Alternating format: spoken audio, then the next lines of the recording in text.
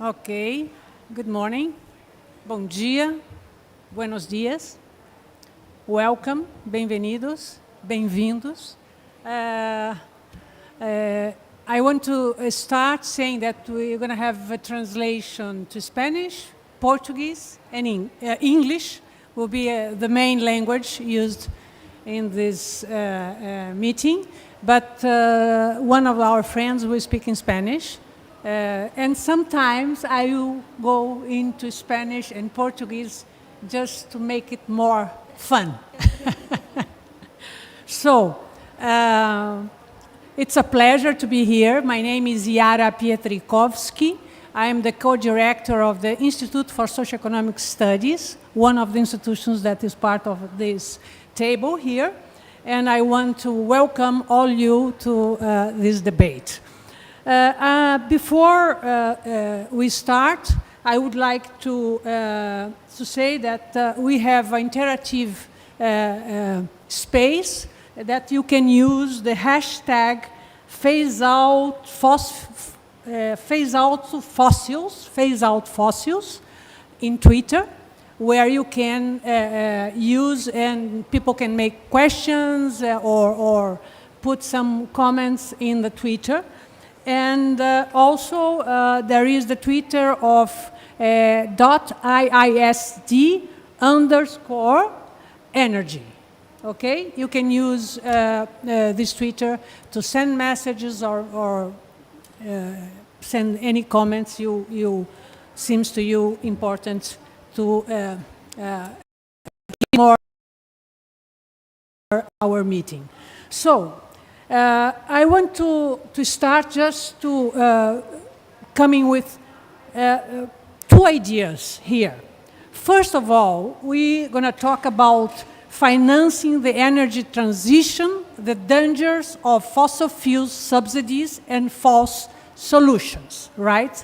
We know that fossil fuel subsidies problem is huge. Government support for fossil fuels in 51 countries almost doubled, increased to 697.2 billion in 2021, up from 362.4 billion in 2020, according to the OECD and IEA data.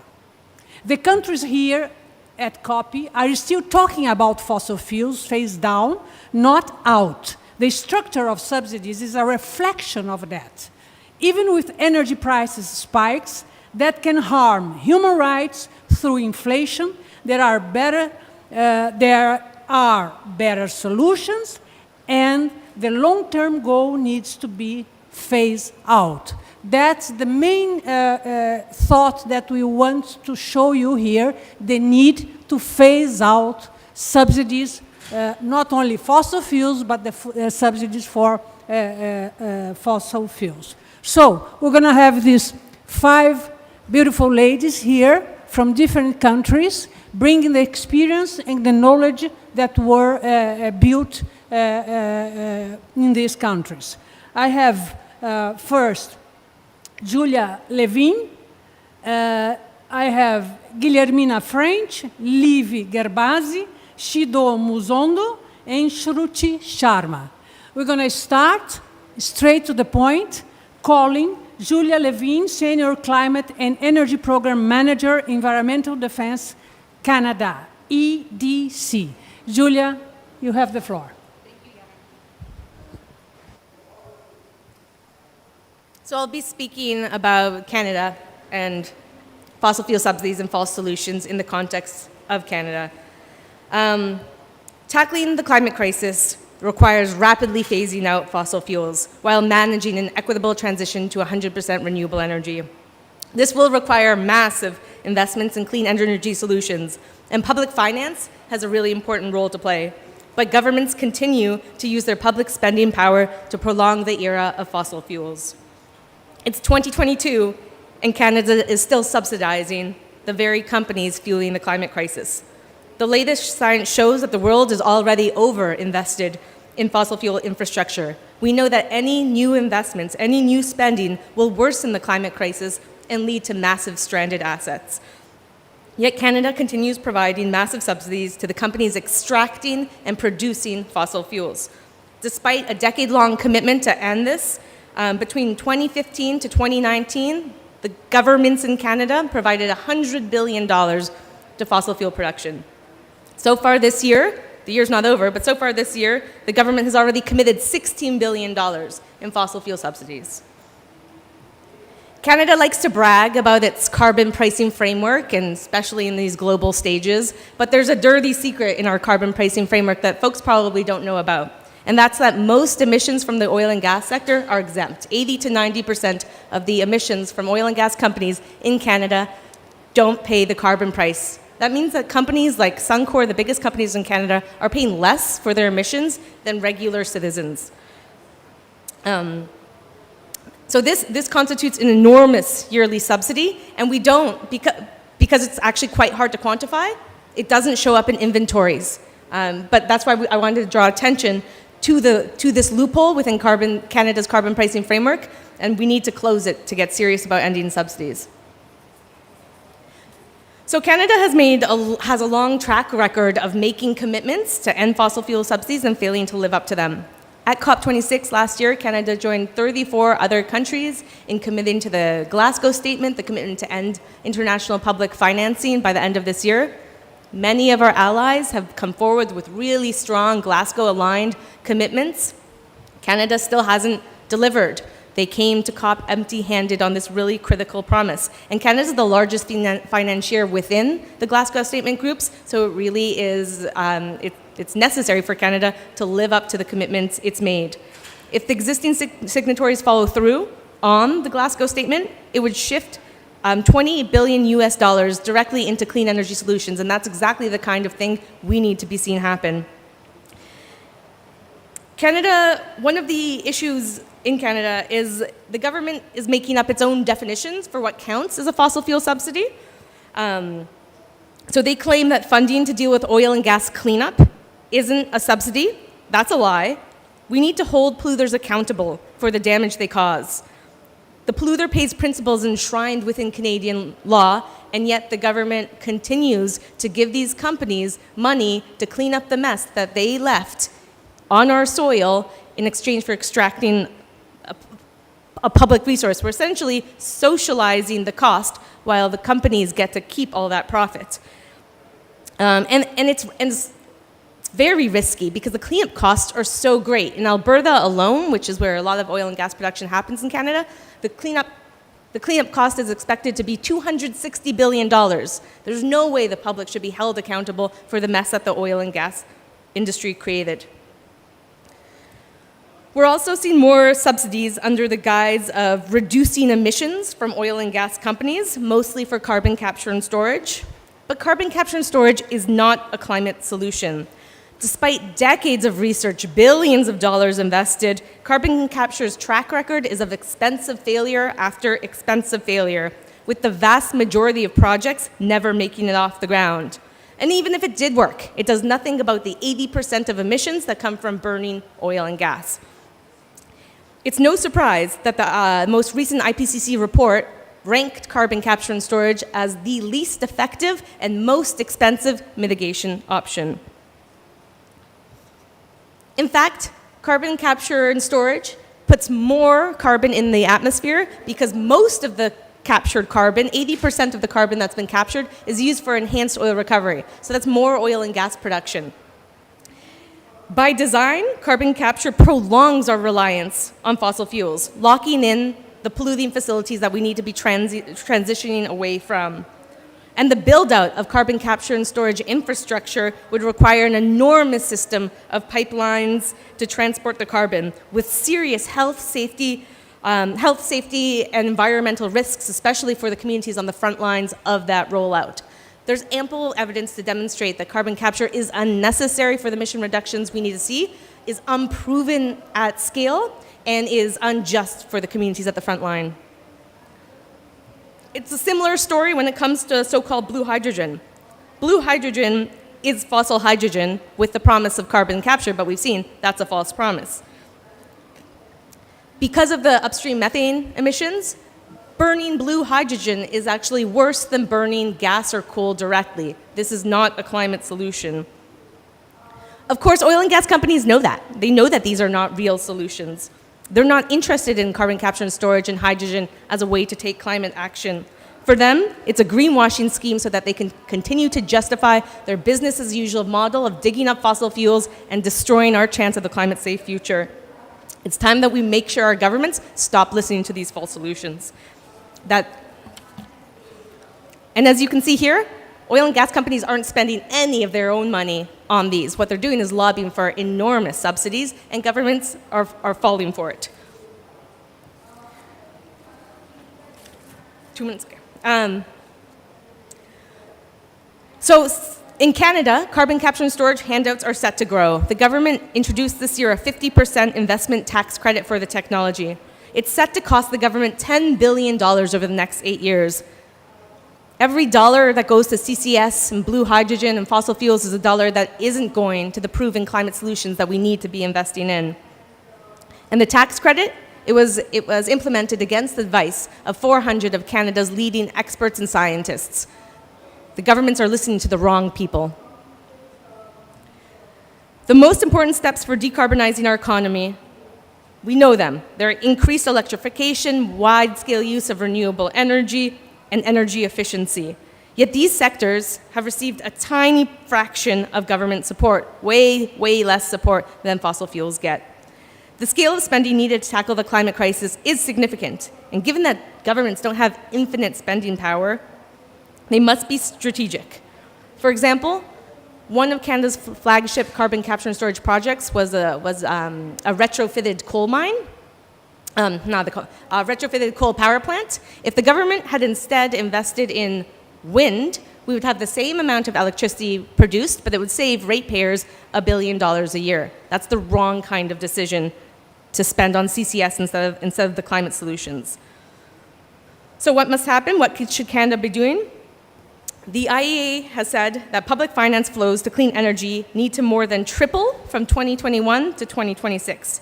Canada must stop financing fossils and false solutions and instead redirect that money towards a globally just energy transition and an equitable phase-out of fossil fuels.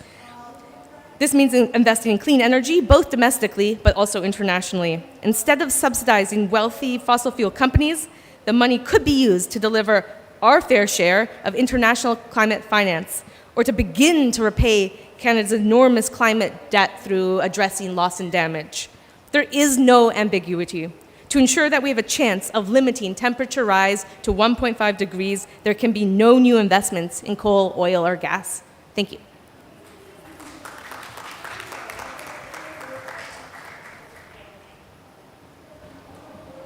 Thank you, Julia. Now I call Shido Muzundu, Policy Advisor, International Institute for Sustainable Development, IISD. The floor, you have the floor. Thank you. Good morning. Sorry, 1 second. Okay. Good morning. So I'll be covering three main things. The first is South Africa's energy fiscal policies. Secondly is the Just Energy Transition Partnership. And then thirdly, fossil gas. So in January of this year, the IISD energy team in South Africa published an inventory of subsidies, taxes, and policies impacting the energy transition. The report found that energy subsidies more than tripled between 2017 to 2021 from 58 billion rand, which is about $4 billion US dollars, to 172 billion rand, which is $10.4 billion. And the main reasons for this were twofold. The first was the bailing out of the state-owned utility Eskom, which amounted to 56 billion in the most recent financial year, and then tax-free emission allowances for energy productions under the carbon tax regime, which were estimated to be about 47 billion rand, or $2.9 billion in foregone revenue. So electricity subsidies also increased by 8%, and we saw oil and gas subsidies increase by 18% between 2017 and 2021. What we also see is the social costs associated with air pollution and greenhouse gas emissions by fossil fuels in South Africa were estimated to be a minimum of 550 billion rand, which is about 33 billion US dollars every year. The social cost of fossil fuel use far exceeds subsidies and revenues generated from them. If you look at this graph comparing fossil fuel subsidies, taxes, and non-tax revenues, you can see that the public are paying the price for the use of fossil fuels and are paying a much greater bill than the government is. So what is the way forward? So coming from the study, we believe that we need to be removing fossil fuel subsidies, that aren't doing anything for energy access, and make sure targeted support goes to the people that really need them. We are in favor of targeted support. If we are going to have energy subsidies, they should be compatible with sustainable energy.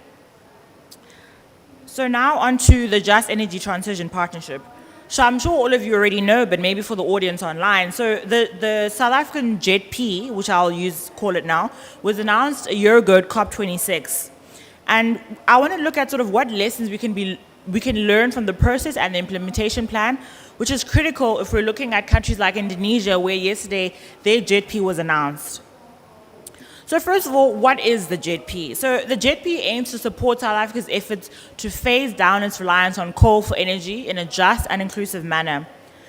So you'll see the 5 points here. So the first is the JETP comprises 5 countries. It's offering 8.5 billion. The goal is to decarbonize, and then, of course, through a just transition. So I want to look at 3 lessons that we should take from South Africa's experience. The first is around the process. The second is around the grant portion. And then the third is around the ratio of funding versus the actual need. So if we look at the process, the JETP process in South Africa and the design of the implementation plan has not sufficiently applied procedural justice. No representatives of affected workers or communities were directly involved. Members of the working groups were kept secret, and when a consultation was done, it was done very late in the process. And furthermore, the draft investment plan was still not available at this point. Finally, we also saw that the investment plan, which was made public the Friday before COP started, that's when it was made public, and that was only after it had been approved by Cabinet in South Africa. The second problem is the issue of the distribution of the instruments. So here you'll see a breakdown of the 8.5 billion from the IPG, the International Partners Group. And a question we had is why are the grant portions so small? And you may be wondering, well, why is she talking about this? Why are grants important? Well, because justice elements, such as supporting coal workers and communities when coal facilities close, are the hardest to fund. So these justice elements cannot raise capital in conventional markets, and so they should be the priority for the grants. So here you'll see only 0.58 of the 8.5 billion is for the justice elements. However, the government of South Africa modeled and apparently will need 6.5% of the 8.5 to fund the justice. So you'll see there that the money that the IPG countries are funding for the justice part is not sufficient for what the model need is. So this is sort of the JETP in South Africa to date. We will, of course, be closely watching and supporting as the country moves into the next phase. But now I want to talk about a hot topic that we've all been talking about at COP27 is fossil gas. So fossil gas, particularly in Africa, is being promoted as a transition fuel to enable a just transition to a low-carbon future. But the question is, do the science and the economics support this? So the one massive challenge with gas that we haven't talked about enough, particularly in Africa, is the methane challenge. So methane, this greenhouse gas, is short-lived, but has far greater heat-trapping potential than carbon dioxide. And the methane leakage associated with fossil fuel gas is underestimated. We also see that there is increasing international pressure to move away from gas due to the climate impacts. We've seen this with the bans on exploration and extraction, the International Energy Agency, as Julia said earlier, stating that we should have no new investments in oil, gas, and coal. We've seen coalitions like the Beyond Oil and Gas Alliance, which was launched at COP last year, and which we'll be speaking in about an hour or at 1 o'clock today. And then we've also seen multilateral agreements such as the Methane Pledge, which was launched at COP26. Thank you. So now if we look at the economics, so of course you've seen the climate science. The climate science does not support any new gas projects. From the economic point of view, we're seeing declining economics linked to gas for power. So for instance, we see countries that are ending public finance for gas projects. Banks are pulling out of gas project financing. We have a cost of capital for gas projects increasing. The carbon tax, which is of course an instrument that is used to tax such projects. We've seen large-scale divestment away from gas, and then we've seen mechanisms that the EU, for example, has put in place, like the carbon border adjustment mechanism, which all show that investing in gas would be a mistake.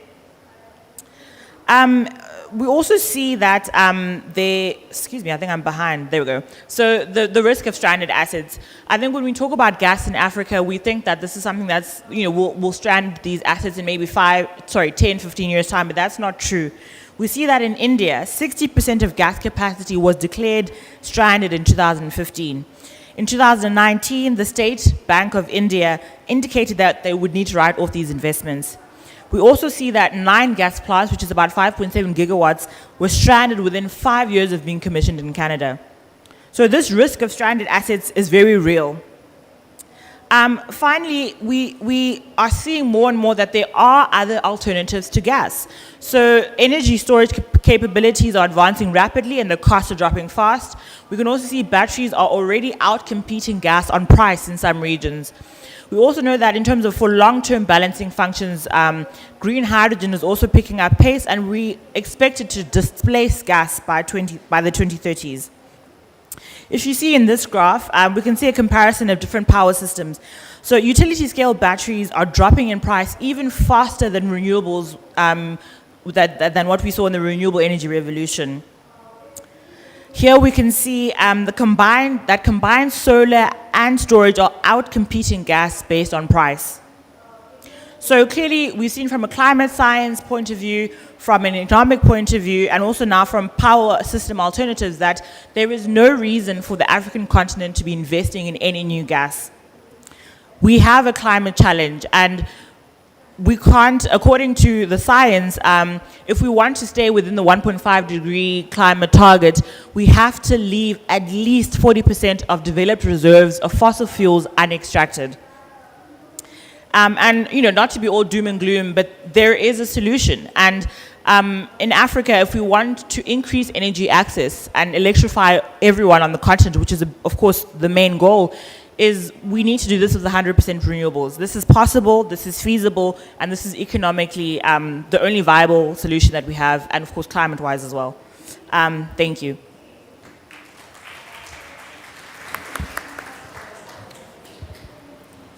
Thank you, Shido. I want to highlight again the hashtag phase out fossils for those who want to connect, to send messages, questions, comments, okay? Now, ahora tenemos Guillermina French, Research Assistant, Fundación Ambiente y Recursos Naturales, FARN, un antiguo parcero, socio de INESC, que tengo el placer de pasar la palabra. Now, Guillermina from Argentina will have the floor. Please. Muchas gracias, Yara. Gracias a todos y todas por estar hoy acá. Yo voy a hablar un poco de los combustibles fósiles y esta narrativa que tenemos sobre el gas como combustible puente para alcanzar una transición hacia una matriz descarbonizada. Para ponerlos un poco en contexto, Argentina también asumió compromisos climáticos que son alcanzar la carbono neutralidad para el año 2050 y también para el año 2030 no excederse en los 349 millones de toneladas de dióxido de carbono equivalente. Para tener una idea de estos valores, en nuestro último inventario de gases de efecto invernadero reportaron 366 millones de toneladas de gases de efecto invernadero de dióxido de carbono equivalente.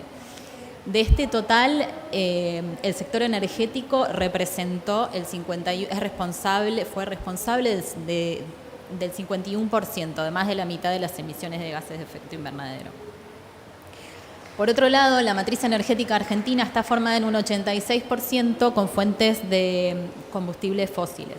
El 52% corresponde al gas, le sigue el petróleo con el 32% y el carbón es un 2%.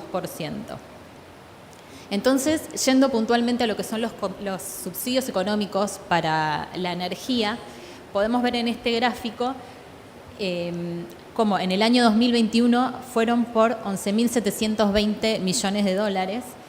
En la evolución de los últimos años se ve primero que hubo una disminución, pero desde el 2019 volvieron a aumentar. Yo acá estoy representando los precios en dólares, pero en pesos argentinos la realidad es que vienen en constante aumento y esto no se ve acá por las devaluaciones que sufre la Argentina en los últimos años, que es una de las complejidades macroeconómicas que venimos atravesando. Otra cosa que nos muestra el gráfico es que ustedes pueden ver en las barras el color celeste, eso representa el subsidio económico propiamente dicho, que es la transferencia directa de dinero, y la franja naranja son los gastos de capital, que sería lo que el Estado decide invertir en infraestructura. Entonces acá se ve una preferencia en hacer las transferencias directas de dinero antes que invertir en infraestructura. Yendo puntualmente a los subsidios vinculados a los combustibles fósiles, los subsidios que les mostré en la presentación anterior también incluyen energía hidroeléctrica y energía nuclear, pero es una representación menor. Puntualmente, los subsidios energéticos vinculados a los fósiles se destinan a 2 empresas estatales. La primera es Camesa, que lo que hace es distribuir la energía eléctrica y utiliza fuentes principalmente como fuentes los combustibles fósiles. Los subsidios los usa para paliar la diferencia de precios que tiene entre lo que cobra y lo que gasta. La otra empresa es Energía Argentina, que lo que hace es, entre otras cosas, importar gas natural para luego venderlos en el mercado interno. También usa los subsidios para compensar esas diferencias. El valor menor que se ve en el gráfico, el 1%, corresponde a los yacimientos carboníferos Río Turbio, que se encuentran en el sur de nuestro país y son destinados para la construcción de la planta. Y acá tengo marcados en círculo los que son los subsidios que van directamente a los fósiles, y los más importantes que venimos a mencionar acá son los que se le destinan a las empresas hidrocarburíferas. Estos representaron en el año 2021 el 10%, mientras que los subsidios a la demanda, que son aquellos subsidios que van para los consumidores, fueron apenas del 3%. En el gráfico de barra que pueden ver al lado está esta comparación y evolución que viene de los últimos años de cuánto se destina a los subsidios para las empresas hidrocarburíferas y cuánto para la demanda. Es muy claro también acá la preferencia de destinar dinero de manera directa a las cuentas de las empresas, de las grandes empresas hidrocarburíferas antes que a los consumidores. Y en el último año, las empresas hidrocarburíferas recibieron 1.175 millones de dólares, mientras que los subsidios a la demanda fueron de 330 millones de dólares. Ambos subsidios aumentaron, pero los subsidios a la oferta aumentaron del año 2020 al 2021 en un 82%, mientras que los subsidios a la demanda aumentaron apenas un 33%. Estos subsidios a la oferta que les vengo mencionando, que se destinan a las empresas hidrocarburíferas, se otorgan mediante programas que se llaman Plan Gas, porque justamente lo que buscan es fomentar la promoción, buscan la extracción del gas, principalmente gas no convencional de vaca muerta. En el año 2021, como les decía, fue por 1.175 millones de dólares. De ese total de dinero, entre 3 empresas recibieron el 75%. Las empresas son Tecpetrol, YPF, que es la empresa público-privada argentina, y Compañía General de Combustibles. De todas formas, el total de las empresas que reciben estos subsidios a la oferta son menos de 20. Y para tener una idea de lo que significan estos valores en Argentina, ese dinero equivale a lo que hubiesen sido 100 millones de dosis de vacunas de COVID.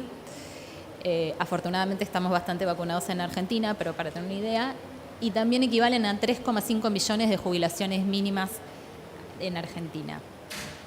Aparte de esta ayuda económica que reciben esas pocas grandes empresas hidrocarburíferas, tienen otros tipos de ayudas como mecanismos que les facilita el sacar divisas de Argentina. que dentro de la complejidad macroeconómica es algo que no puede hacer cualquier sector. También el país está construyendo un nuevo gasoducto para sacar el gas de Vaca Muerta, que como ya mencionaron mis compañeras y se recomienda a nivel internacional, va totalmente en contra de las recomendaciones. Y tiene otros proyectos en agenda, como son un oleoducto, también para sacar de Vaca Muerta, y una planta de licuefacción en el puerto. Todo esto con las intenciones de poder exportar. A su vez, Argentina tiene firmado un acuerdo, ahora el acuerdo de facilidades extendidas con el FMI, que lo que hace es para el repago del acuerdo que se firmó hace 4 años, en el 2018, donde el FMI recomienda seguir con la promoción de Vaca Muerta como una fuente de divisas para el país. A su vez, el FMI habla de una reestructuración de los subsidios. A raíz de esto, en Argentina se está trabajando en una segmentación tarifaria donde varios consumidores van a dejar de recibir estos subsidios. El año pasado también la Secretaría de Energía de la Argentina sacó lo que es una suerte de plan energético que se llama Lineamientos para la Energía de Transición, donde la estrella de los lineamientos es el gas como combustible puente. Entonces, ¿por qué este combustible es una falsa solución para la transición que necesitamos? En Argentina, las extracciones del año 2021 que se hicieron mediante la técnica del fracking, las extracciones de gas no convencional, representaron lo que sería el 12% de las emisiones de gases de efecto invernadero de nuestro último inventario. Y después, si tenemos en cuenta el proyecto del presupuesto nacional para el año que viene, según las estimaciones del dinero que se va a otorgar a las empresas hidrocarburíferas y lo que esperan que se extraiga de gas, estos subsidios serían responsables del 5% de las emisiones de gases de efecto invernadero, también comparándolo con nuestro último inventario. O sea que estamos en Argentina subsidiando emisiones de gases de efecto invernadero. Otras implicancias que tiene esta técnica que usamos en Argentina, pero que se usa en todo el mundo, el fracking, tiene otras implicancias. Yo acá les pongo algunas imágenes. La primera no es de gas, pero es un oleoducto en Vaca Muerta que se pinchó en diciembre del año pasado, y como primera medida de contingencia lo que hicieron fue poner una pelopincho, así lo conocemos en Argentina, es una pileta de lona. Así estamos preparados para estas circunstancias. Y las otras 2 fotos son cuestiones que pasan a raíz de los sismos que provoca el fracking en Vaca Muerta. La primera es una casa de familia donde tiene una grieta, es en una zona en Vaca Muerta donde antes no había ese nivel de sismos. La segunda es un acantilado que sufrió un derrumbe, no sé si se ve muy bien en la foto, pero es una zona donde la gente va a bañarse y también los animales buscan la sombra. Y en una oportunidad había ovejas y algunas no pudieron salir. Por otro lado, también puse la foto del mar argentino, porque es otra de las fronteras que entre el gobierno nacional, pero alineado con grandes empresas multinacionales hidrocarburíferas, quieren traspasar por el momento, debido a medidas judiciales, está frenado. Pero bueno, para traer un poco de buenas noticias, hay estudios en Argentina que muestran que es posible otros escenarios energéticos que con el objetivo de reducir emisiones, pero también de tener soberanía energética, seguridad energética, y todo esto en un marco de un sistema energético descentralizado y diversificado. También muestran que con los niveles de subsidios de 2010 a 2020 se podría sustentar la transformación a un parque de generación eléctrica 100% renovable. Entonces, alternativas existen al gas, lo que falta es voluntad política. Muchas gracias. Muchas gracias, Guillermina. Muy buena ponencia. Bueno, ahora otra vez, again, I want to just to highlight #PhaseOutFossils in Twitter and at IISD_energy. Okay? So, now, Shruti Sharma, Senior Policy Advisor, IISD, you have the floor, please. Thank you. Hi, everyone. Thank you so much for being here. I'm here to talk about fiscal implications of countries and if their fiscal policies are aligned with net zero goals. So that's a big word. Maybe I'll unpack it a bit. But just to tell you what I'm going to talk about, I'm going to be taking the case of two countries, Indonesia and India, and assess where their fiscal policies are, and then maybe end with some learnings of what other countries can do from them. So what are fiscal policies? Fiscal policies, like colleagues have explained here, are where is the government spending money? Is it on fossil fuel? Is it on clean energy? And some ways on tracking that is trying to understand where government money is going. Is it going towards fossil fuel production? Is it going to help consumers consume more fossil fuels? Is it to support the national oil, gas, and coal companies? Where is it going? So for India and Indonesia, both of them have ambitious climate targets. Both of them have taken on net zero commitments, Indonesia for 2060, India a decade later for 2070. They have midway points on those net zero pathways. Indonesia's got 23% commitment to renewable energy by 2025. India is a little bigger, so it's got 50% electricity from non-fossil sources by 2030, which it looks like it's going to achieve. They also have huge energy access targets. They have managed to electrify both their populations, both countries, and a little bit more needs to be done for achieving their cooking access goals. But when we take stock of both these countries, we find both Indonesia and India are still spending more public money on fossil fuels. Let's unpack that a little bit country by country. So for Indonesia, we find that of the $83 billion that flew into the energy sector, 94% of it went to fossil fuels and only 1% went to renewables. And in that time period from 2016 to 2020, we saw, in fact, fossil fuel support was increasing and renewables was going down. Now, of course, government expenditure is lumpy. So there was a large feed-in tariff scheme that was finishing, so support for renewable energy went down. But we expected a new scheme to come up, and there is delay on that timeline. There is a draft for it, but it's not yet come in place. So also we find that this number is likely an underestimate. So I know the news is not good, but we still don't know what kind of support is going towards production. So what we have managed to track is support that's going towards consumption. We still don't know what is going towards fossil companies. For India, we still find the same numbers, but the direction is towards the right direction. It is going towards clean energy. We still find fossil fuel support is 9 times that of clean energy.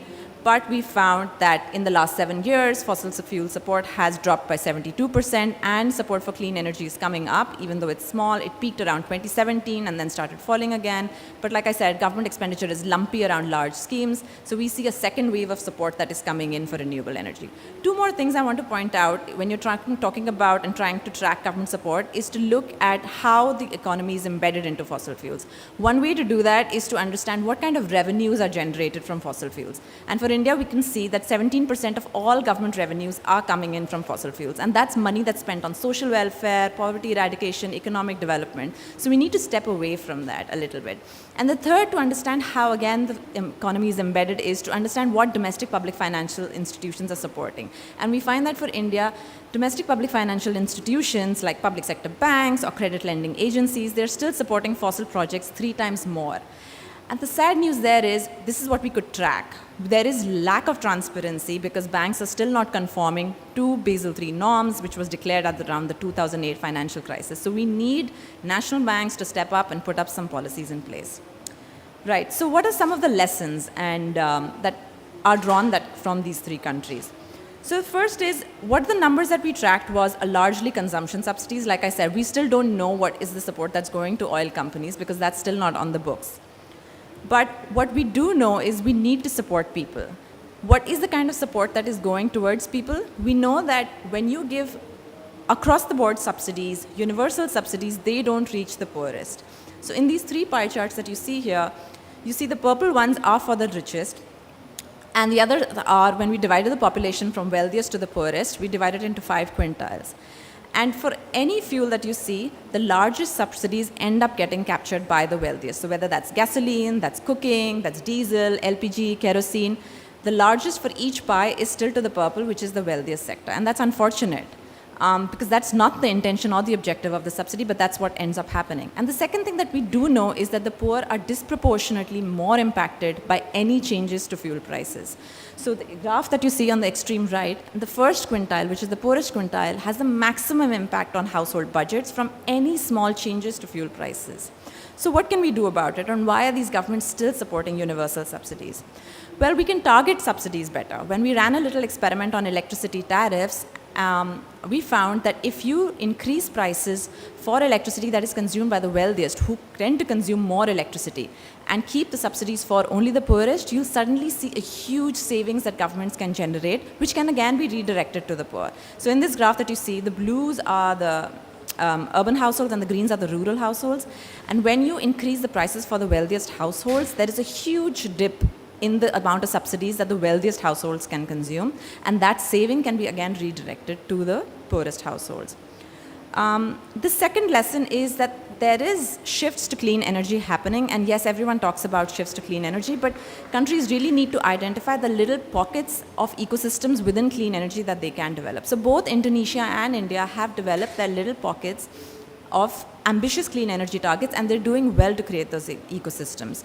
So Indonesia has created this whole EV ecosystems. It's created a consortium with car manufacturers and created the first EV battery for Southeast Asia.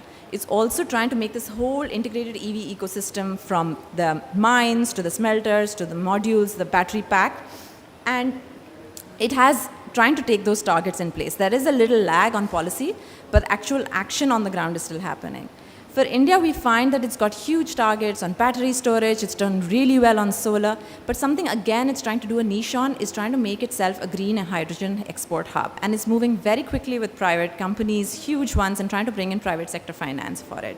So there is a case for finding pockets within clean energy under that big umbrella. The last one that I want to finish on is on just trying to understand fiscal implications again. And this is something where I started. Like, yes, governments are supporting more fossil fuels, but how do they plan for getting out of those revenues and move away from being fossil fuel embedded economies? They rely on those government revenues from fossil fuel companies, which is spent again in social expenditure, social welfare expenditure, economic development. So how do they plan for that transition if they want to stick on to their net zero ambitions and net zero commitments? Well, one of the things that they can do in this current climate is that there's high fossil fuel taxation, there is a high revenue that's coming in the current time period. This is a chance to ring fence that revenue and use it for the poor, for just transition plans, for other poverty eradication plans, because the moment right now is now to use this before we transition. Maybe I'll stop here. Thank you so much.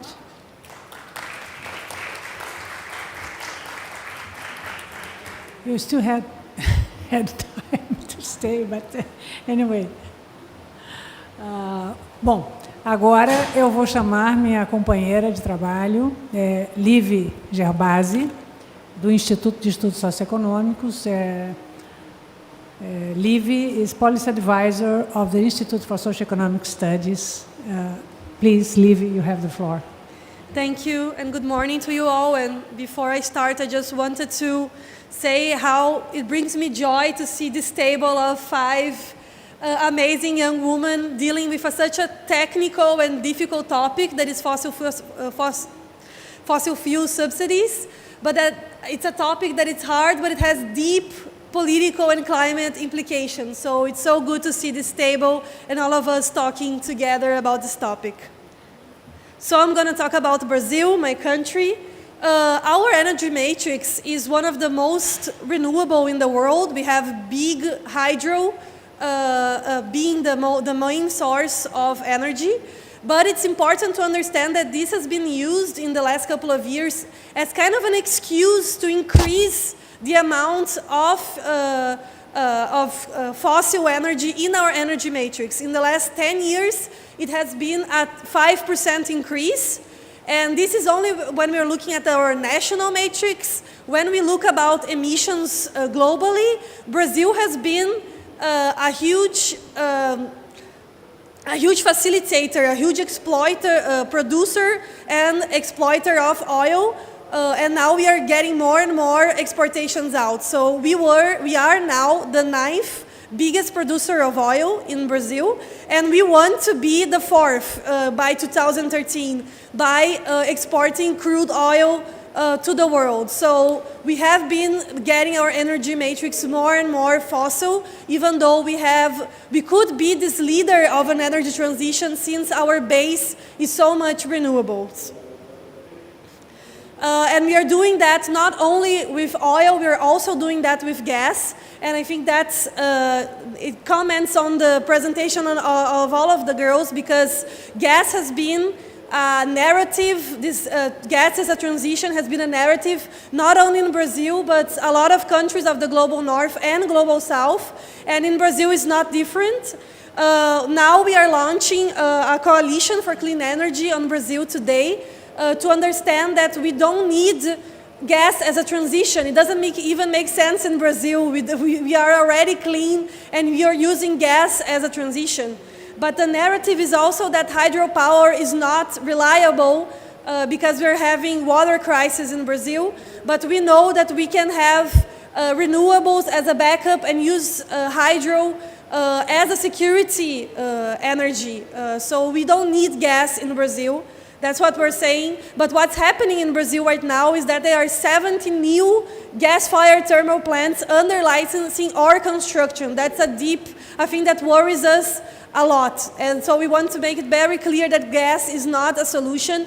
And of course, gas has been a big receiver of subsidies also. And the idea is the expansion will be financed through the government and public banks. So that's a big thing that we are worried about in Brazil. So going to fossil subsidies, I think now that it's the fifth presentation, so you all know what it is, but making it very clear for all of you, you can subsidize production, the companies, or you can subsidize consumers. We need to look at both of them, and you can subsidize through direct spending of the public budget, but also through tax waivers. In Brazil, we are using this event to launch our 2021 number for fossil fuel subsidies, and it's 21.9 billion in 2021. 60% went for consumption, most of it, but 40% for production for the oil companies in our country. So talking a little about subsidies for production, we discovered in Brazil in 2007, pre-sal, that it's a huge amount of new oil coming to the national and international markets. And they are very productive. These oil reserves are productive, they are lucrative.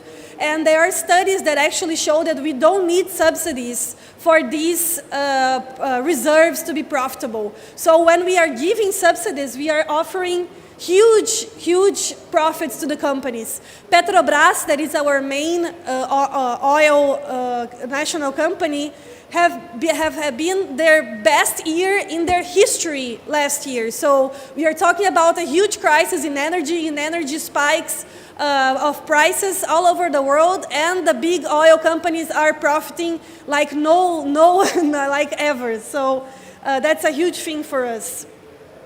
And of course, the subsidies, they promote the consumption, the production of fossil fuels, and also they harm social policy. So in ESC, our institution, we're always tracking the public budgets to see social spending. And when you are doing these tax waivers, you are taking money away from health, from social spending. That is very problematic to us. We need to think about all the connections of what the tax waivers are doing to our financing of social policies in Brazil. And a third thing that we are doing, we are pushing coal. How come we are pushing coal in Brazil? That doesn't make any sense. We have a lot of potential for for renewable expansion in Brazil, mostly in the northeast, through wind, through solar, but we are pushing coal in Brazil. There is a program for sustainable use of mineral coal. The narrative is that we are going to reuse the waste in mining, regenerated in the past, and we will be reused to new thermoelectric plants. We need that? No, we don't need that. We don't need this push for coal in Brazil. But talking a little about subsidies for consumption, because they are the ones that did a huge spike all over the world in the last couple of years.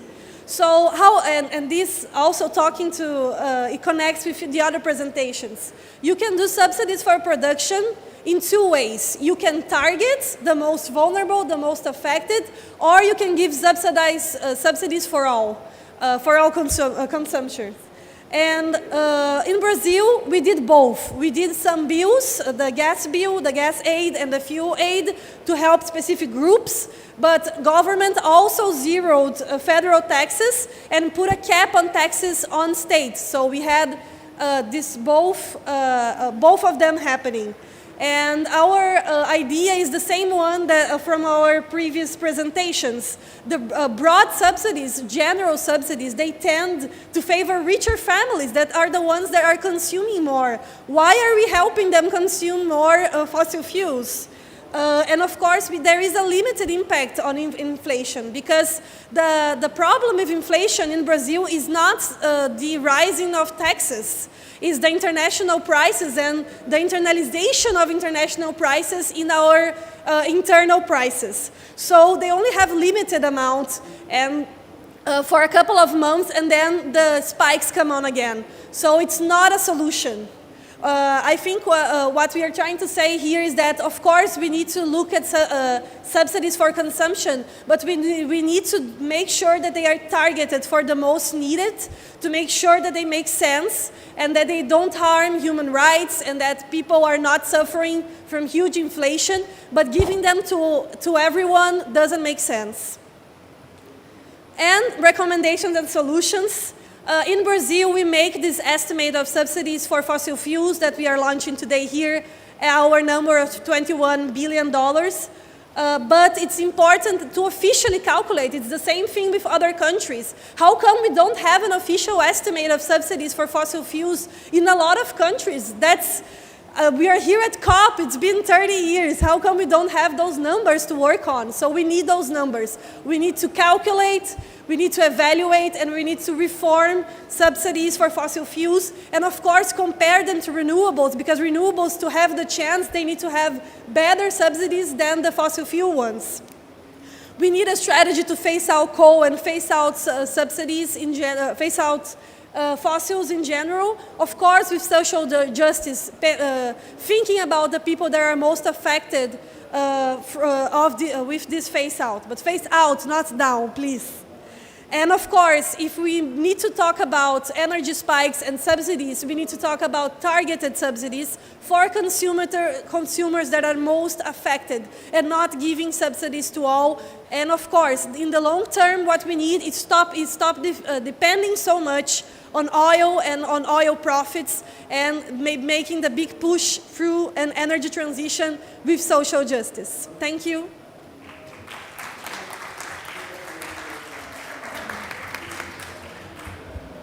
Muito obrigada, Liv. Thank you, Liv. I think that we have had already 5 fantastic speeches here in different contexts. And related to my own country, I would say that even with Lula, that everybody's, I suppose, are very happy, it doesn't mean that the problem will be resolved.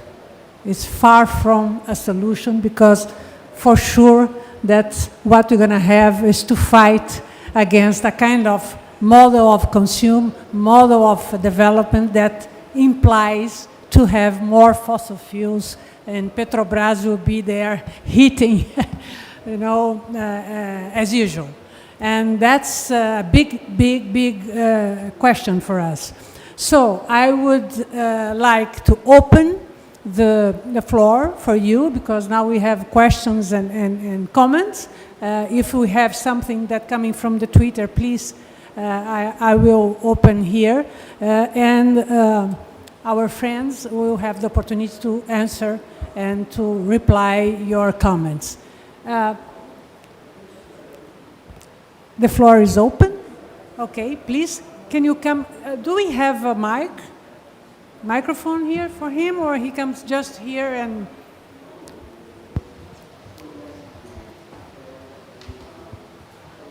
Please give your name and organization, just to let us know. My name is Wael Gamal. I'm from Egypt, from the Egyptian Initiative for Personal Rights, EIPR. And my question is for the last speaker about the energy subsidies, because there is here a problem that the narrative of the IMF and the IFIs is always focusing on the issue of subsidies. But in fact, Egypt, of course, has signed 3 or 4 agreements with the IMF in the last few years. But they failed to notice the subsidies going to the energy-intensive industries like cement, fertilizers, and now they slashed the subsidies for consumers and the poor with the claim that it is mainly going to the rich, with all the social consequences. And the experience was bad. How do you see the balance between keeping the environment safe and going to the right direction while not hurting social justice and the conditions of the poor? Thank you very much. Thank you. Anybody else? Please.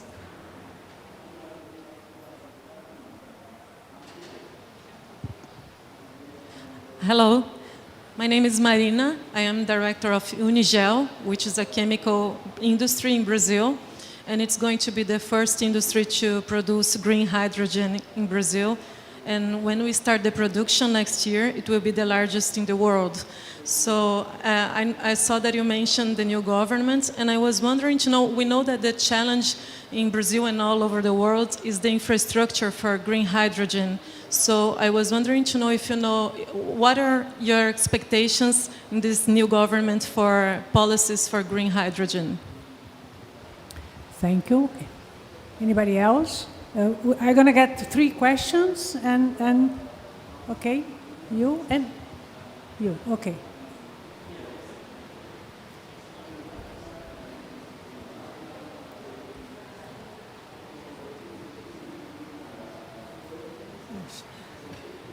Ladies first. Hi, my name is Ashley. I work at BC Hydro, so a lot of my work revolves around the BC Hydro electrification plan. And when you mentioned how electrification and renewable energy is needed for the fossil fuel phase out, it really brought my attention there. At BC Hydro, we completely agree with that, but one concern we have is with the northern rural communities, and they're really reliant on diesel. I was curious what strategies or recommendations you would have for these communities that are too cold to really handle most renewable energy options. Okay, last one here. Yeah. Oh, I was going to help. So, Him. The last one in this block. Hello, my name is Shubham Sethi, and I work as an R&D engineer for grid integration of renewables. My question is directed more towards India, because I was in another event and they were mentioning that India has promised to, India is supporting a lot of fossil fuel, working more towards eliminating the subsidies and supporting the phasing out of fossil fuels. And I think the plan is already in action, but also there are some skeptics in the conference about the hydrogen and how it's being pushed more by the fossil fuel industry as well. How do you see India working towards green hydrogen? And is it also is more like a false solution being proposed? Thank you. Well, let's start from the first. The last is the first now, and then we come, in sequence.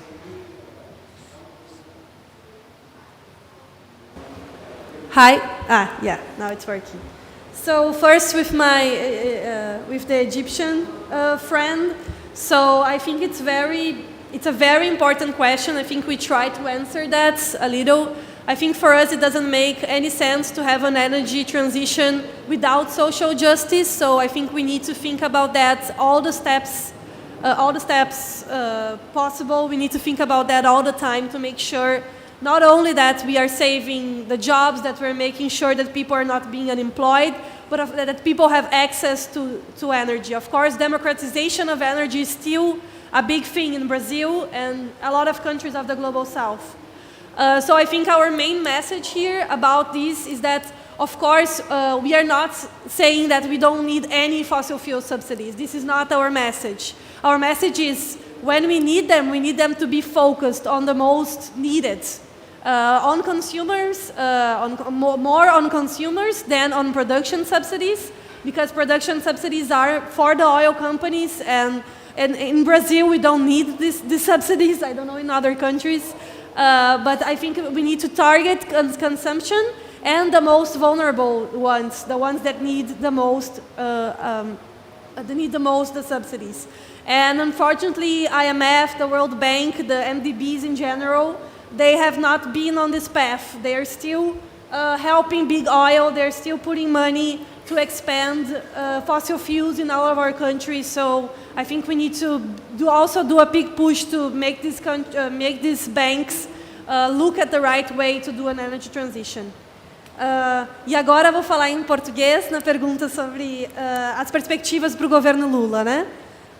Acredito que é isso. Como a Yara colocou, nós estamos animados com a ideia de um novo governo, isso é importante, um governo aberto à sociedade civil, aberto às empresas, aberto às ONGs, aberto ao capital privado, aberto aos movimentos sociais. Isso é uma diferença enorme no que a gente está tendo agora. Então, eu acredito que com a volta das conferências, né, a gente já estava pensando no INESC, precisamos de uma conferência de energia, renovável para pensar hidrogênio verde, para pensar solar, para pensar eólica. Acredito que todos esses players têm que estar na mesa na hora de fazer essa conferência e pensar junto. E acredito que o governo Lula ele tem um dilema aí, porque também a Petrobras precisa ser também trazida de volta para esse papel social que ela tem perdido nos últimos tempos, que é um papel social repensado em controle de inflação, em investimentos em renováveis, investimento em pesquisa e desenvolvimento. Tudo isso ela perdeu, né?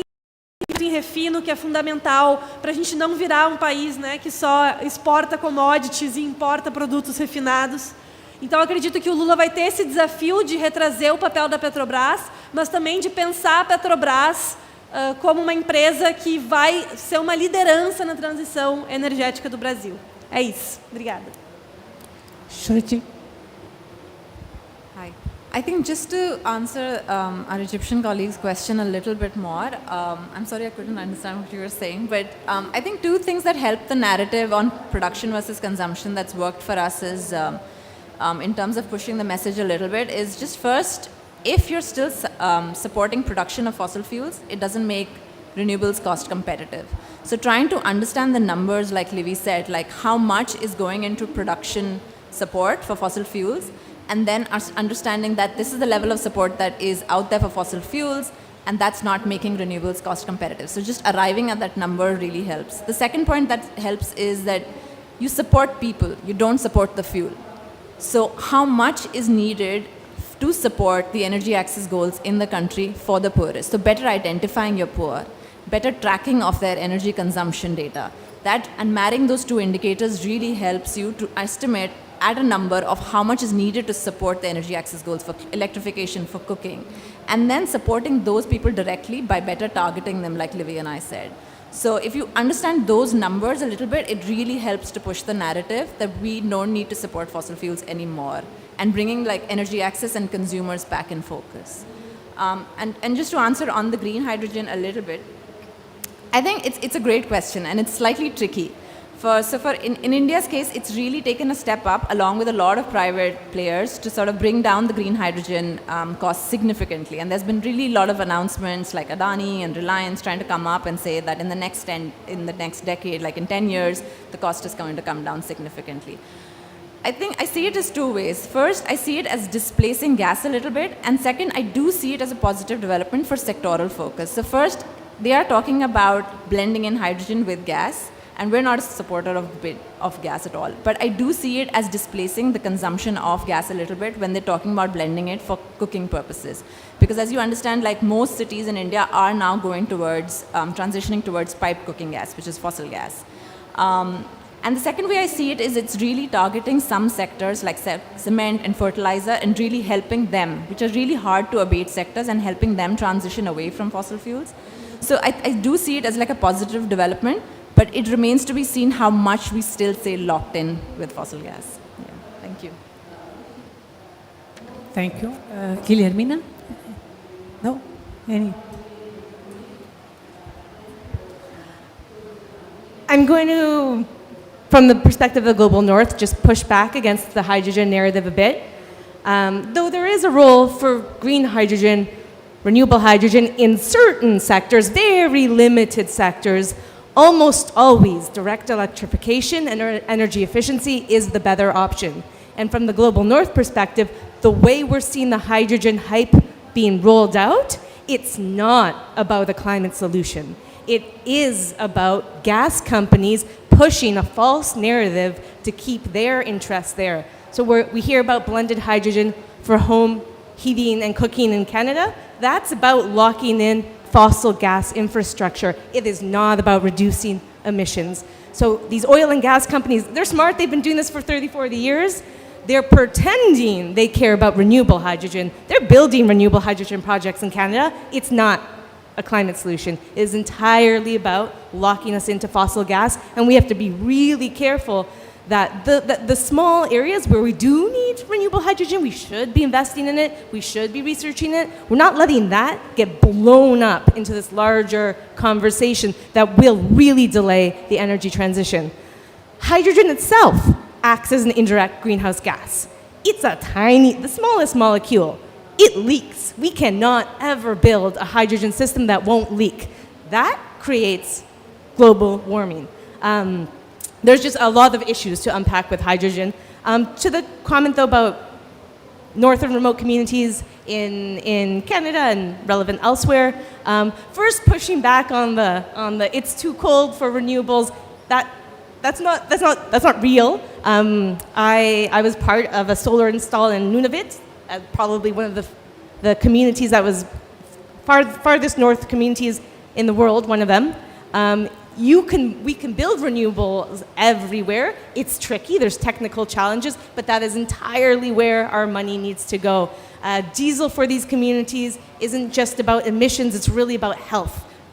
Diesel is impacting the health of communities, remote communities, indigenous communities in Canada, around the world, and we need a fast transition off of diesel. I would say that is one area the government of Canada is putting money, and in Canada, so-called Canada, Indigenous communities are at the forefront of all of the renewable energy build-out that we're seeing. I'll leave that. Thank you, Julia. I would just add something to the Brazilian's question, excuse me, just to say something. I think what Lula is bringing is the democracy, the atmosphere of democracy. That is a lot in a country where we were living a very authoritarian system until now. For us, this is our feeling. Lula will open space. We hope open space, transparency, and not only in Brazil. We fight for transparency everywhere. Here in COP. In the spaces of the IFIs, in the spaces of the WTO, all these spaces. We want democracy, we want participation, we want transparency. That's, I think, the package of the civil society organization. We want to be part of the solution of the decision. That's our political position, looking all the companies and everybody who is in this, in the same table, taking decisions on behalf of our people in our countries. Please, Guilhermina. Bueno, perdón, primero yo había entendido que las preguntas iban más dirigidas a Brasil y a India, pero quiero hacer un par de comentarios que tienen que ver con, desde la perspectiva del sur global, particularmente desde Argentina, y en realidad coincide muchísimo con lo que acaba de decir Yara. En cuanto a la transición energética justa, una de las cuestiones que esperamos que ocurra es que haya participación ciudadana para que justamente los ciudadanos, o sea, y los trabajadores no se vean afectados en este proceso. Creemos que es fundamental a la hora de diseñar o planificar un sistema energético que sea justo, escuchar las voces de quienes trabajan en el sector, pero quienes también, por ejemplo, viven en el territorio donde se va a llevar a cabo los distintos tipos de energía.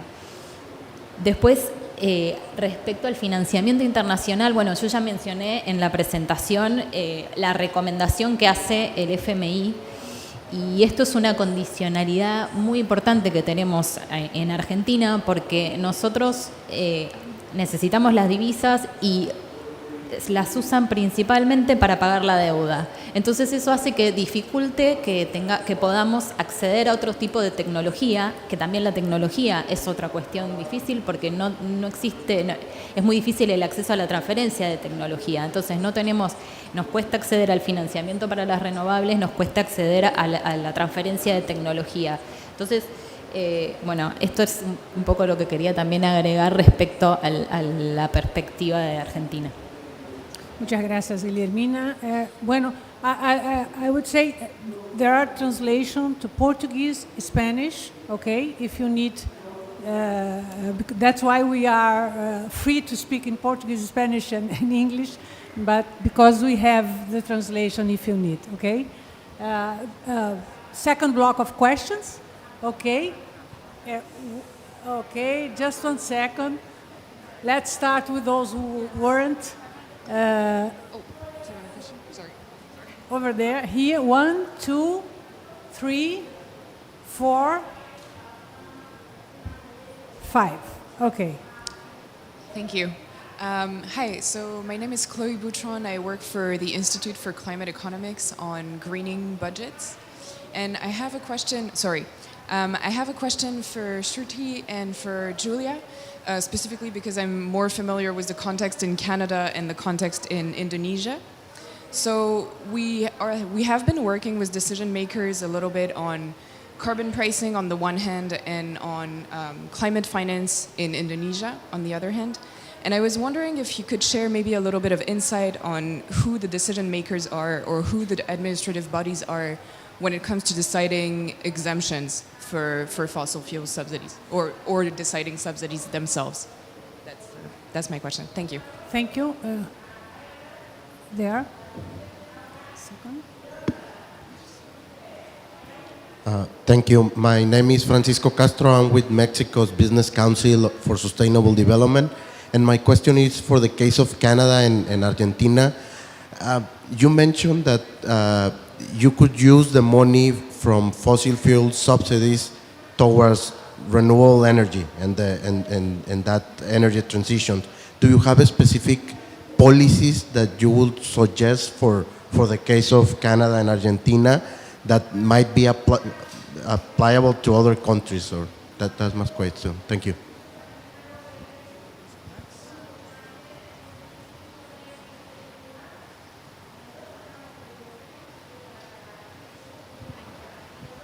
Hello, my name is Kay. I'm from Madagascar. I'm working for Transparency International, and our organization is member of Publish What You Pay Coalition. I was wondering if the rush for transition minerals in the name of just transition, energy transition, is not another false solution, because it has been proven that it can create, harm against communities. This is happening in my country, actually, and we are afraid that because of this worldwide trend for energy transition, more companies will come to the country and then devastate everything. So I would like to have your insights on the question, and would encourage you also to read the statement that we made from Publish What You Pay on this, calling governments, to increase due diligence regarding transition minerals, and also to put communities and population in the heart of energy transition. Thank you.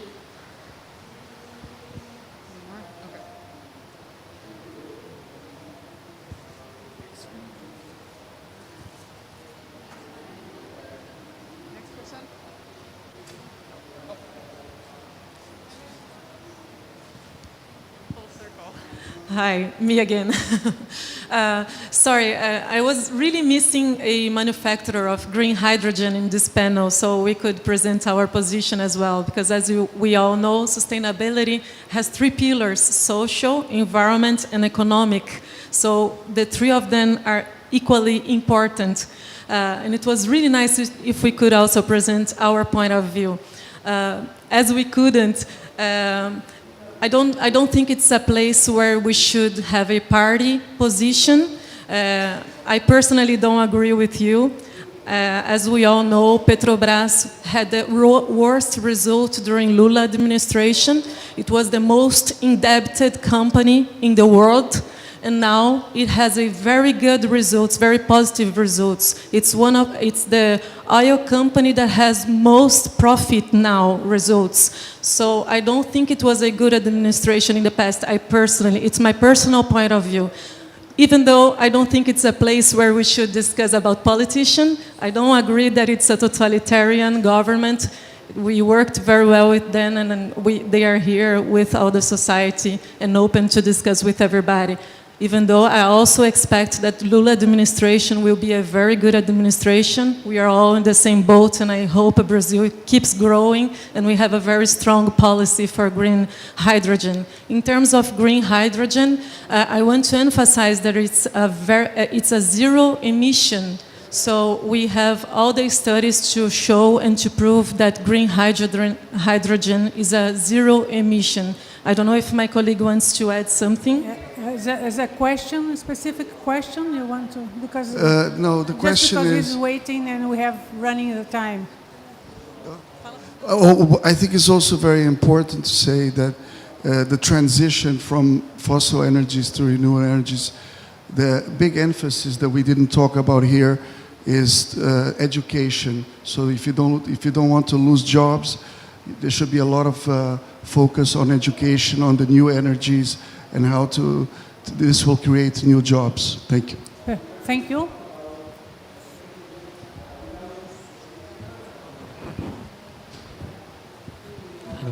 Yeah, my question is again a bit directed towards India because I'm from India. But also, so yesterday I was in one of the EU events where they were talking about carbon border arrangement mechanism.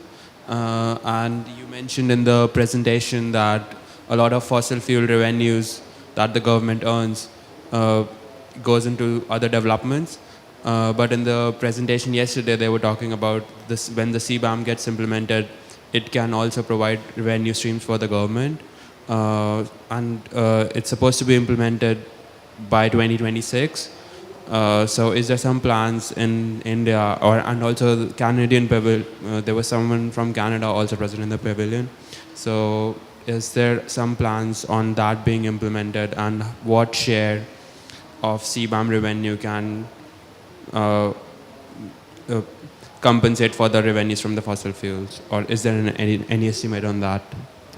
Thank you. Well, now we're going to start from Julia to the end, to Livy. Just want to tell you, it's very clear that when she said that the Petrobras had as Livy said, the most profitable company. This is a result of how you can give money to the richest and not to the poorest of their society. That's the result. That's why they are happy, and they are unhappy with the Lula's government now. But anyway, that's the life. Please, Julia. On carbon pricing, so I talked about the exemptions that exist in Canada's carbon pricing framework for oil and gas emissions and how oil and gas companies pay the lowest carbon price in Canada. It's actually quite a complicated jurisdictional framework because in Canada it's the provinces and not the federal government that have jurisdiction over natural resources, and there's a tough balancing act there. The provinces in Canada, especially the ones that are major oil producing provinces, are huge obstacles to any climate conversations. What the federal government did is they put in like a benchmark and said the provinces had to meet their benchmark, and then if they did, then the provincial carbon pricing system would stand, and if they didn't, then the federal one would come in. But they made those benchmarks really weak. And so Alberta's system is really weak. Manitoba's, Saskatchewan's. Some of these provinces were given equivalency for systems that don't effectively price carbon from large industrial emitters like the oil and gas sector. So one of the things we're dealing with now is how to fix those loopholes. So going forwards, we actually have polluters paying for the carbon they're emitting. And one of the new tools that's been discussed to strengthen the carbon price in Canada, where our current government has been there since 2015. There's a risk of new government coming in, and which would end up rolling back a lot of the climate rules that have been put in place. Contracts for difference. It's a new tool that's being discussed where you sign an agreement with a company to guarantee a certain carbon price. The government comes in, tears up the carbon price, then they're legally on the hook to pay those companies for their emission reductions. It's supposed to kind of future-proof carbon price in Canada, but it's a complicated jurisdictional framework. On the subsidy swap question, there's lots of ways to go about it. For Canada, our largest source of subsidies is actually our export credit agency, Export Development Canada. It's the worst export credit agency in the world for giving support to fossil fuels. And actually, even though it's an export credit agency, most of that support is for domestic oil and gas companies. So for them, it's about prioritizing the right things and not false solutions and not fossils. Tools like investment tax credits. We have a 50% investment tax credit for carbon capture and storage that's going to subsidize oil and gas. And only now discussing a 30% investment tax credit from renewables. So there's lots of different tools to use. And actually, the IRA, the Inflation Reduction Act, is full of really good policies that could be implemented, lots of tax credits, lots of different ways to support the clean energy build out in other jurisdictions as well. Just take advantage and after your answer, please, your final words, because we are already really finishing our time, okay? So to wrap up, Canada as a wealthy big emitter has a huge responsibility to go fastest and furthest on the energy transition and phase out its fossil fuel production, and that means a baseline is you stop subsidizing the thing that you have to move away from, and we have a responsibility to take that financing and translate it into climate finance and finance for loss and damage and start to pay our climate debt through reparations. Maybe to our colleague from Madagascar, thank you for that question. And it's really relevant. In South Africa, we have some critical minerals as well, which are being looked into for EVs, of course, in other parts of Africa, the DRC. So I think without being a mining expert, I think we need to be careful about how we're going about mining of critical minerals. Of course, we don't want to do a direct swap where we're going from workers mining sort of diamonds and gold and platinum in atrocious conditions and not being taken care of to mining for lithium and magnesium in the same way. So all I can say, I think, to that is we just need to be aware of not making the same mistake. We've seen how we've done it before, and we just need to make sure that we don't do the same thing. I think also I want to also speak to the subsidy swap question as well. I think, yeah, like Julia said, I was going to say the IRA, that's a really good example. In South Africa, we have an act called the Free Basic Electricity Act. So that is intended to be targeted for vulnerable households who can't afford electricity. So that already exists. It's not a swap, but a suggestion there would be for that country would be to do away with sort of bailing out utilities like Eskom. It's a bit complicated because Eskom provides most of the country's power, but if we're continuing to prop them up, which we need, maybe trying to have some incentives to say, Eskom, we can continue to bail you out, but potentially let's look at shifting your portfolio from coal to renewables, which is happening. We have a power plant in South Africa at Komati that just retired, and Eskom is now converting that retired power station to wind and solar. And of course, that's with support from the government in terms of fiscal support. So it is possible. It will be painful, I think, in countries like South Africa and other countries where more than 90% is coming from fossil fuels, but subsidy swaps are possible. But I also just want to stress what Levi said as well, is we're not against subsidies. I think it's important that we target the subsidies. We see cost of living crisis all over the world because of the Ukraine crisis. We need to be targeting support for the most vulnerable. And I think, yeah, for me, that's my parting words, is just making sure that we're targeting our subsidies to those who actually need them.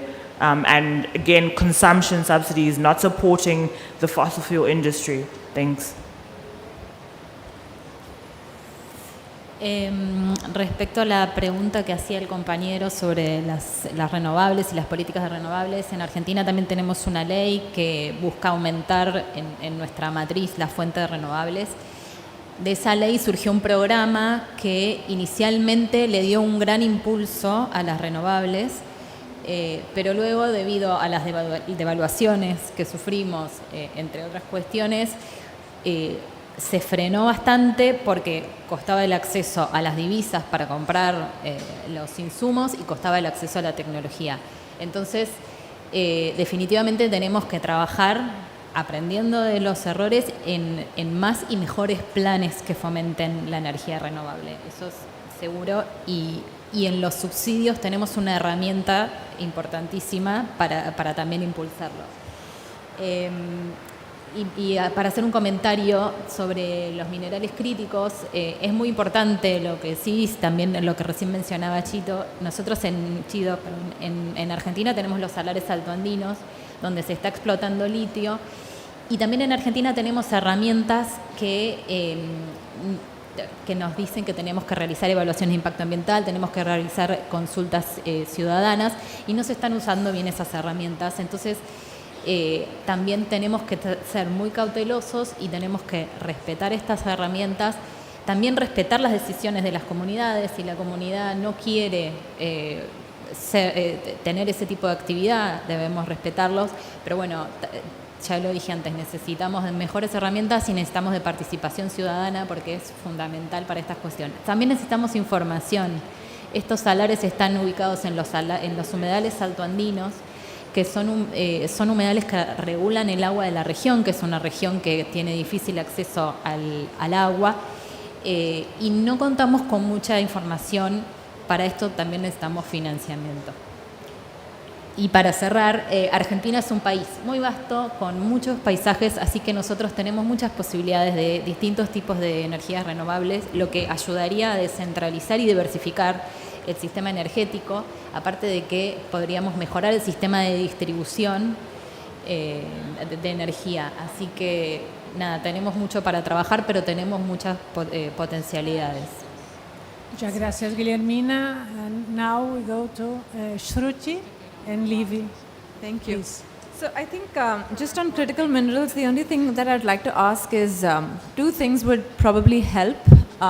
One is asking for sustainable procurement policies, and the second is asking investors to move towards those sustainable procurement policies.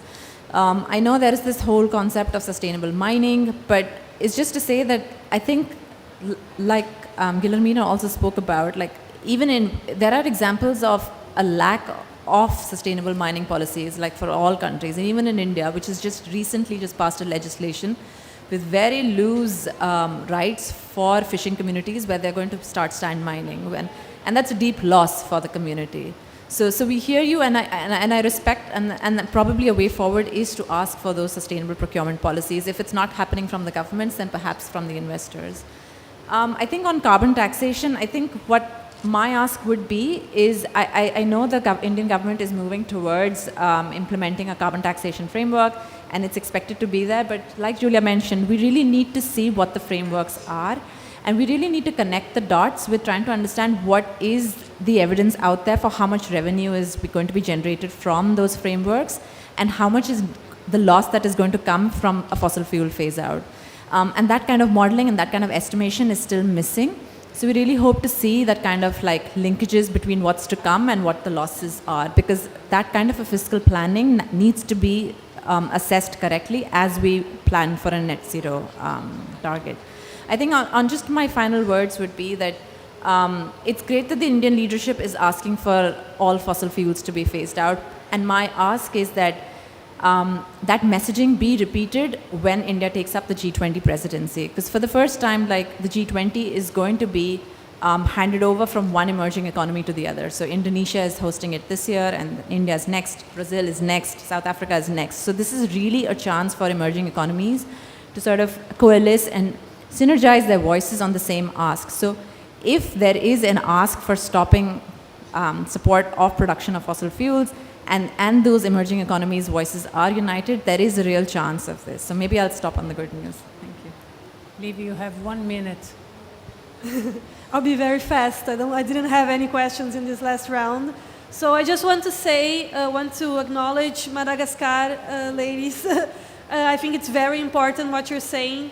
I think every energy production means extraction, means resource extraction. So all of them can harm environment and can harm people. So we don't have to just say, oh, let's do an energy transition and not think about the possible harms of wind, of solar, of the mineral extraction that it's a product of that. So I think it's a fundamental point to have very robust safeguards to all the investments and make sure people are being heard and we are not doing more damage. And of course, we need also to think about energy reduction of consumption. So we don't have to be always expanding and expanding our energy production. We hope Brazil to be a leader of this energy transition worldwide. We're still not there yet. We need a bigger stake. We need bigger energy transition. But we hope that all of us together can think of an energy transition with social justice. Thank you so much. Well, thank you, everybody. Thank you, you all, for being here until now. And I hope you have a fantastic rest of week. And who knows, to finish this COP process with a little bit more of hope in our future. Thank you very much.